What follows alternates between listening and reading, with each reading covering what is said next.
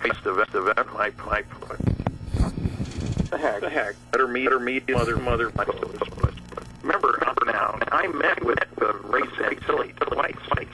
I'm going to have to actually hold on one second, please, because I'm getting a lot of audio problem here. I wasn't able to hear or press just about anything. Hold on one second.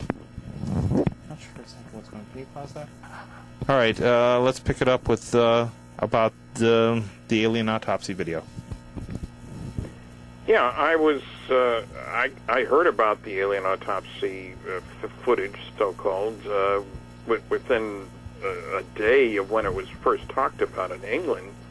Somebody I knew over there called me, told me he'd seen and in whatever, it was a talk show on a Saturday morning, told me about it, and I was planning on doing a trip to England anyway, and I called the agent, and the guys talked about it, and my guy was able to find him and arrange for me to talk to him, and then they were going to do a television show in England, and they brought me over there, so I got a chance to meet with Mr. Santilli.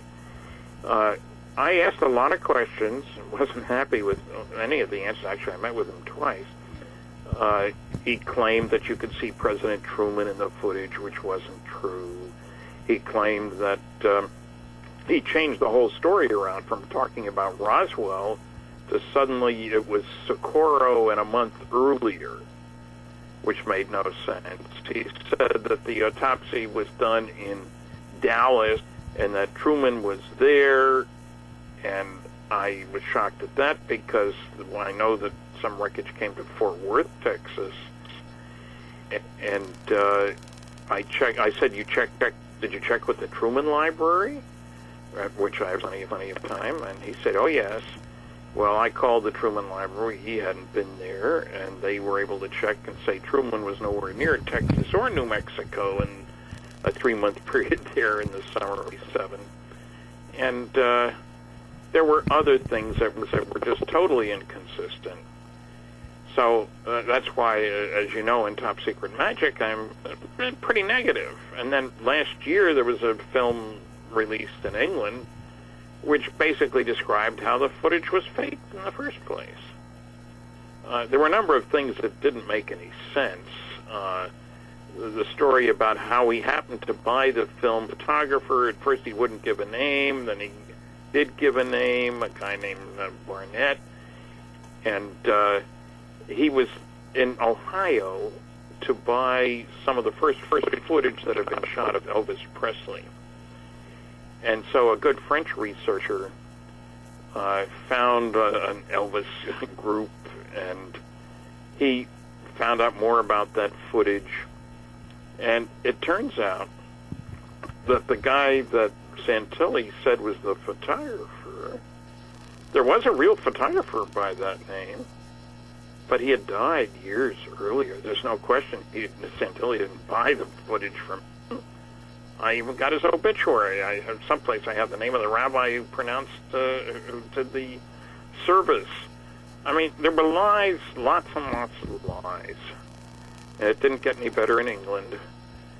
So, yeah, I gave answers the best I could when I was asked them down in Washington. But I certainly never said, oh, that stuff's great. I mean, the reason I got involved in the first place is twofold. As the original civilian investigator of the Roswell incident, if this stuff was real, that would certainly strengthen the case. But if it was phony, there would be a lot of people that would say, hey, if this footage is phony, then Roswell didn't happen, which is nonsensical reasoning, but very common. So I wanted to check, and I also, as I told him in our first conversation, and he said he'd never heard of me, and an Englishman who was involved with the program I did a month later in England said, Stan, that's funny, because in an hour I saw your name all over the place. So Ray wasn't a researcher. And the thing was that I wanted to be sure that I kept my finger on the pulse of what was happening.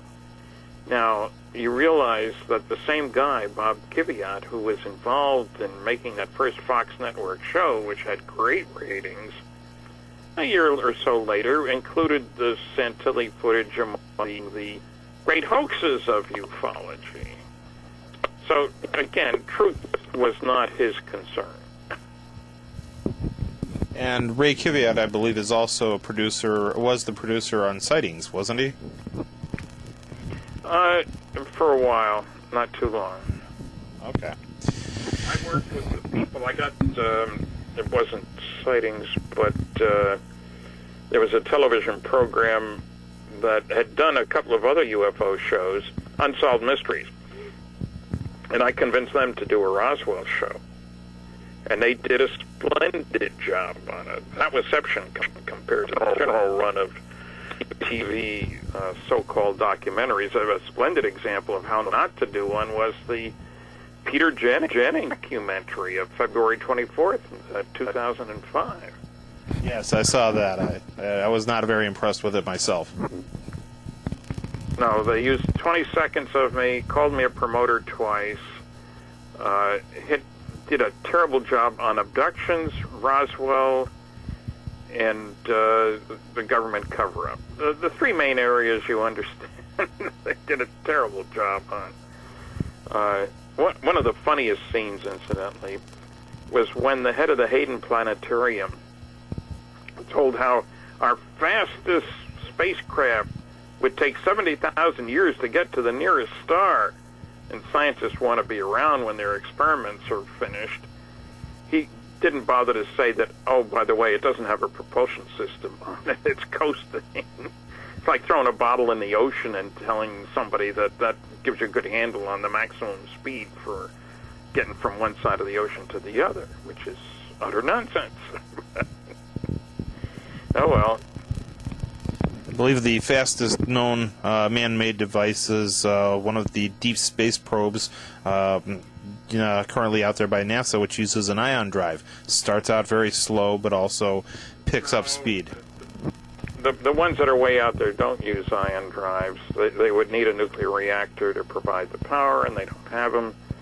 The Russians tested 35, I think it was. But no, that's what he was talking about, was this Voyager spacecraft. And, it's ridiculous. Those are, A, they're coasting. B, they were put up by chemical rockets. I mean, I don't use a slide rule anymore. I did when I started working in industry. I got a fancy computer on my desk here, by comparison to what was available in 1956. You go to fission, you go to fusion. Now, let's clear up something.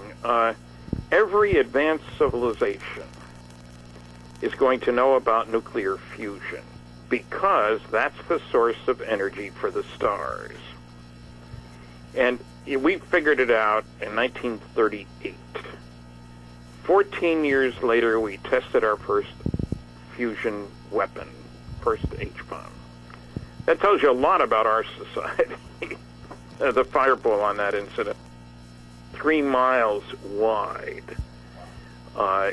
And the power level, energy release rate, whatever you want to call it, was 10 megatons, the equivalent of 10 million tons of TNT.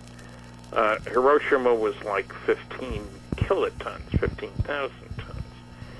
So in only 14 years from the first understanding of fusion as the process that produces the energy in the stars, we had already taken advantage of that to build an H-bomb.